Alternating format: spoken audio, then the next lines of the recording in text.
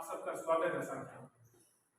आज का जो मुद्दा है वो मुद्दा ये है कि पिछले दिनों से हिमाचल प्रदेश के अंदर बहुत ज्यादा एक तनाव पैदा किया गया है। बहुत ज्यादा नफरत का माहौल है, एक डर का माहौल है और एक समुदाय विशेष और कुछ जो बाहरी राज्यों के जो मजदूर प्रवासी मजदूर उनको टारगेट किया जा रहा है, वो आज का मुद्दा है। और आप सबको पता है कि किस तरीके का नफरत का माहौल पिछले दिनों से प्रदेश के अंदर बना है। इस मुद्दे पर हमारे जो संगठन है, जिसमें CITU है, किसान सभा है, DYFI है, SFI है, जमाती महिला समिति है, या जो विज्ञान मोर्चा है, या से और जो संगठन है, उन्होंने शिमला में इसकी शुरुआत की, एक अधिवेशन किया। मकसद ये था कि जो हमारे अपने लोग हैं, जो अपने आप को प्रोग्रेसिव मानते हैं, जो जनवादी संगठन में काम करते हैं, पहले उनको ये मुद्दा समझ आ जाए कि है क्या ये। और इसलिए वो अधिवेशन आयोजित करने के बाद ये तय किया गया कि 27 तारीख को शिमला में इस नफरत, इस तनाव और इस भय का जो वातावरण तैयार किया गया, जिससे हिमाचल प्रदेश की आर्थिकी को भी नुकसान हो रहा है, इसके खिलाफ एक बड़ा प्रोटेस्ट 27 सितंबर को किया जाएगा। और उसी तरह पे उस अधिवेशन से आह्वान आया कि इस तरह का अधिवेशन सारे जिलों में करने चाहिए। तो कुल्लू में भी पिछले दिनों हुआ, आज मंडी में है।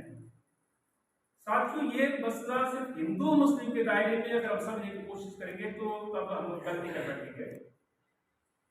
ये जो मसला है, आप सबको मालूम है कि आज पूरी दुनिया के अंदर जो मंदी का दौर चल रहा है, जिसको रिसेशन बोलते हैं, मंदी बोलते हैं, और मंदी इतनी भयंकर है जिससे आज दुनिया का कोई देश छूता नहीं है, खासकर पूंजीवादी मुल्कों के अंदर मंदी चल रही है। और जिस कारण से जो नीतियां आज शासक वर्गों के द्वारा अपनाई जा रही हैं, उन नीतियों के चलते बड़े पैमाने पर बेरोजगारी, भुखमरी, बेरोजगारी और ये जो क्या बोलते हैं उसको महंगाई बढ़ रही है। और जिस तरीके से बेरोजगारी बढ़ रही है, लोगों के पास काम नहीं है, तो हर कोई जो है एक दूसरे को शंका की नजरों से देख रहा है और उनको लगता है कि ये है जो मेरी नौकरी के ऊपर हमला कर रहा है, इसको यहाँ से खदेड़ दिया जाए, भगा दिया जाए, तो तब जो है मुझे नौकरी मिल जाएगी, मेरा जीवन जो अच्छे से जो है मेरे गुजर बसर हो जाएगी। तो इस मुद्दे को भी इस दायरे के अंदर समझने की जरूरत है। फिर है कि इसको सांप्रदायिक ताकतें कैसे इस्तेमाल कर रही है। आप सबको मैं बता दूं कि आज जैसे मंडी का अगर उदाहरण देखो, मंडी का विश्लेषण कर रहे हैं, मंडी के दुकानदार को लगता है कि उसका जो दुकान में इसलिए सामान नहीं बिक रहा है क्योंकि बाहर रेडी वाला बैठा है, ये छापे वाला बैठा है, रेडी वाला बैठा है, जिसको यहाँ से लगा दिया जाए तो तब जो है मेरे दुकानदारी अच्छे से चलेगी। उनको लगता है कि जो फेरी वाला काम होने जा रहा है, अगर ये सामान बेचना बंद कर देगा या इसको यहाँ से जबरदस्ती खरीद दिया जाएगा तो मेरी दुकानदारी जो है ठीक चलेगी। इसको, इस मुद्दे को भी इस दायरे के अंदर पहले समझने की जरूरत है। आप सबको मालूम है कि आज हमारे देश के अंदर करोड़ों करोड़ जो नौजवान हैं वो बेरोजगार हैं। हमारे देश के अंदर भी दुनिया के पूंजीवादी मुल्कों की तरह जो नीतियां अपनाई जा रही हैं, वो नीतियां बड़े पूंजीपति को फायदा पहुंचाती हैं। जनता की गाढ़ी कमाई का पैसा जो बैंकों में जमा होता है, बैंकों से वो पैसा जो है सरकार के द्वारा वो जा रहा है पूंजीपतियों के पास। पूंजीपति उस पैसे को लौटाते नहीं है तो सरकारें जो है उनके कर्जों को एक मुश्त माफ कर रही है, उनके ऊपर जो टैक्स लगना चाहिए उस टैक्स को माफ कर रही है, बेल और पैकेज उनको दे रही है, और जनता के ऊपर तरह तरह से जो है दबाव थोप रही है, टैक्स थोप रही है। तो ये जो समाज के अंदर पीड़ा है, ये जो समाज के अंदर आक्रोश है, ये कहीं ना कहीं ये जो सांप्रदायिक तनाव है, ये भी उसकी एक परिणति है। और इसलिए इसको हमें उस दायरे के अंदर भी समझने की जरूरत है। 1929 में, आज से लगभग 100 साल पहले, दुनिया के अंदर एक बहुत बड़ी मंदी आई थी और वो मंदी दूसरे विश्व युद्ध का कारण बनी थी। मैं उस डिटेल में नहीं जाऊंगा, पर एक बहुत बड़ा अर्थशास्त्री हुए केन्स, तब उन्होंने थ्योरी दी थी। उससे पहले रिकार्डो और क्या कहते हैं जो उनकी थ्योरी चलती थी कि राज्य का कोई हस्तक्षेप होना चाहिए पूंजी के मामले में। तो जब 1917 में रूस की क्रांति हुई और उस क्रांति से के बाद एक एक करके जो है दुनिया के अंदर समाजवाद की तरफ जो है जनगण जो है वो उसकी तरफ आकर्षित हुआ। और जब अलग अलग मुल्कों के शासक वर्ग को लगा कि अगर जनता को सहूलियतें प्रदान नहीं की गई तो तब जो है ये सारे समाजवाद की तरफ जो है चले जाएंगे। तो तब केन्स जो अर्थशास्त्र ने थ्योरी दी कि भाई पूंजीवादी राज्यों के अंदर भी, अमेरिका में भी, इंग्लैंड में भी, फ्रांस में भी, जर्मनी में भी, वहां पर जो है रेगुलेट करना पड़ेगा पूंजी को, और इसकी राज्य का हस्तक्षेप होना जरूरी है, उसमें सरकार का हस्तक्षेप होना जरूरी है। कल्याणकारी राज्य का सिद्धांत वहां से आया कि आप भी अपने मुल्कों के अंदर जो समाजवाद दे रहा है, सारी सुविधाएं दे रहा है, तुम भी शुरू करो, ताकि ये जो वर्किंग क्लास है, ये जो मजदूर जमात है, ये जो है समाजवाद की तरफ ना भागे, ये रुके इस व्यवस्था के अंदर। और उसके बाद क्या हुआ, धीरे धीरे जब सोवियत संघ का गठन हुआ 1990 के दशक में और पूर्वी यूरोप से समाजवाद का प्रभाव हुआ, तो फिर से जो है थैचर और रीगन की जो थ्योरी आई, उसके अनुसार क्या है कि राज्य का कोई हस्तक्षेप नहीं होना चाहिए इन सारे मामलों में, रेलवे चलाने में, बिजली पैदा करने में, स्कूल कॉलेज चलाने में, स्वास्थ्य सेवा चलाने में या सड़कें बनाने में, ये राज्य का काम नहीं है, ये काम किसका है, ये है कंपनियों का, ये है ठेकेदारों का, ये है पूंजीपतियों का, उनके हवाले कर दो उसको। तो ये जो हमारे देश के अंदर भी नीतियां अपनाई जा रही है, उन नीतियों के चलते असंख्य लोग जो है बेरोजगार है। और अगर आप हिमाचल प्रदेश का आंकड़े देखें तो हिमाचल प्रदेश पढ़े लिखे बेरोजगारों में प्रतिशतता के हिसाब से हिंदुस्तान में नंबर 1 है। और जब हमारे प्रदेश का जो नौजवान है इतनी तादाद में बेरोजगार है, तो वो ऐसी सांप्रदायिक और जातिवादी ताकतों के चुंगल में कभी भी आ सकता है अगर उसको दिशा सही नहीं मिलेगी। इसलिए हमें पहले इस मुद्दे को समझना है। ये क्या है असल में, ये लामबंदी है जो समाज का जो उच्च जाति है उनकी, किसके खिलाफ लामबंदी है, ये जो दलित को, आदिवासी को, पिछड़े को, ये जो संविधान में प्रावधान है कहीं पे नौकरी के लिए आरक्षण का, इसको खत्म करो। और उसके साथ साथ कि अगर ये खत्म होगा तो तब जो है सबको रोजगार मिल जाएगा।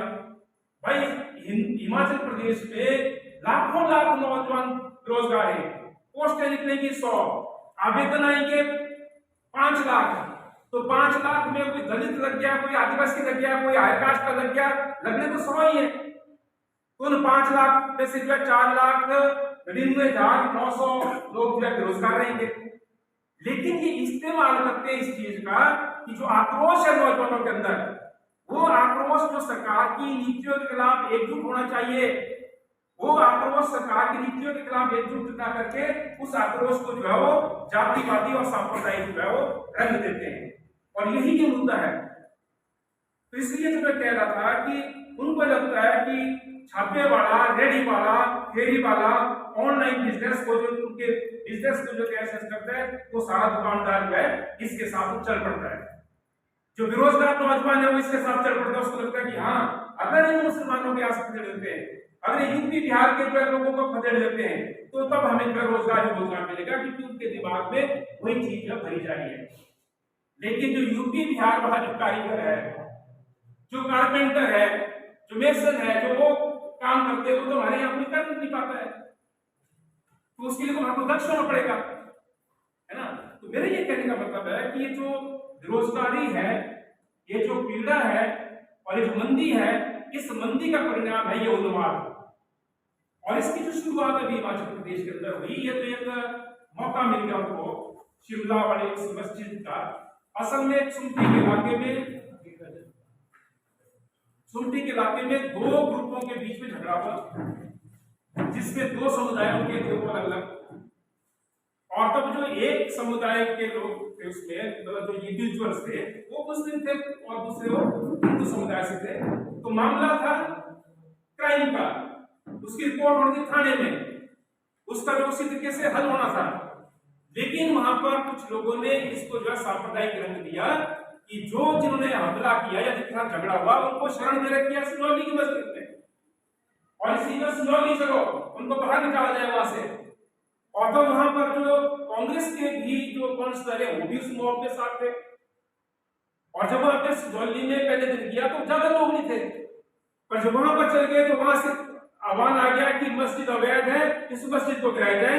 और तब हिमाचल प्रदेश के अंदर शुरू हो गया कि हिमाचल में तो जो है बड़ी भारी जो है मुस्लिम आबादी फैल रही है, ये जो हमारे अस्तित्व को खतरा पैदा हो गया है, इसका इस्तेमाल करना शुरू किया गया। आरएसएस, विश्व हिंदू परिषद और बीजेपी जैसे संगठनों ने उनको एक मौका मिल गया और प्रचार क्या शुरू हो गया कि हिमाचल के अस्तित्व का खतरा है इनसे, जो बाहर से आ गए। असल में हिमाचल प्रदेश की जो टोटल आबादी है, पहले आपको समझना साथियों, उस कुल आबादी का 96% जो है बहुसंख्यक हिंदू है हिमाचल में। 4% अल्पसंख्यक है, उसमें भी 2.1% है जो मुस्लिम है। तो 2.1% जो आबादी है उससे क्या खतरा हो सकता है किसी को? लेकिन जैसे मैंने कहा कि वो इस्तेमाल करते हैं इस चीज को, अगर इनको खदेड़ देंगे यहाँ से तो तभी जो सबको रोजगार मिल जाएगा। अब शिमला में जो छापा लगा है वो दुकान के आगे है, दुकानदार उससे जो है वो पैसा लेता है, किराया लेता है महीने का, तो दुकानदार का भी रोजगार चल रहा है, आगे छापे वाला भी रोजगार चल रहा है। ये जो जितने भी उन्माद फैलाने वाले लोग हैं किसी भी धर्म के अंदर, वो वही लोग हैं जो सबसे ज्यादा नशेड़ी हैं। उनको जो है नशे की लत डलवा दी गई है, उनको कुछ नशा दे दिया जाता है, इसलिए वो जो उन्माद करना शुरू कर देते हैं। ये सबसे बड़ा मतलब दुर्भाग्य हिमाचल प्रदेश का है। इसीलिए जो आज असंख्य मुद्दे होने चाहिए हिमाचल प्रदेश के अंदर, नौजवानों के क्या मुद्दे होने चाहिए थे कि आज जो रोजगार नहीं मिल पा रहा है, आज सरकारी नौकरियां नहीं निकल रही हैं, निकली भी है वो कोर्टों में फंसी है, उनका रिजल्ट नहीं निकल पा रहा है, आज बच्चे दर बदर घूम रहे हैं। ये मुद्दे होने चाहिए थे। आज उन लोगों को जो है नशे की लत डलवा के जो किस तरह डाइवर्ट किया जा रहा है कि आज जो हिंदू मुस्लिम करके उस सारी चीज को किया जाता है। वही रोमणी सिंह बिट्टू, सॉरी रोमणी, वो जो है कॉलेज में देवभूमि संगठन का जो लीडर हो, पहले तो वो दलितों के खिलाफ था, वो जो ट्राइबल्स के खिलाफ था, वो ओबीसी के खिलाफ था, वो बोले हिंदू ही सर्वोच्च है। आज वो जो है उसके साथ जो है दूसरे लोगों के साथ मिलकर वो दूसरी बात कर रहे हैं। इसीलिए कह रहा हूं क्योंकि ये चीज आने वाले टाइम के अंदर जो और बढ़ेगी, तो उसके कारण क्या है कि आज तो वो धर्म के आधार पे कर रहे हैं, जिससे मुस्लिम नहीं रहेंगे हिमाचल प्रदेश या देश में, उसके बाद क्या होगा, किसका नंबर लगेगा? उसके बाद दलितों का नंबर लगेगा, उसके बाद किसका नंबर लगेगा, उसके बाद ट्राइबल्स का नंबर लगेगा, उसके बाद ओबीसी का नंबर लगेगा।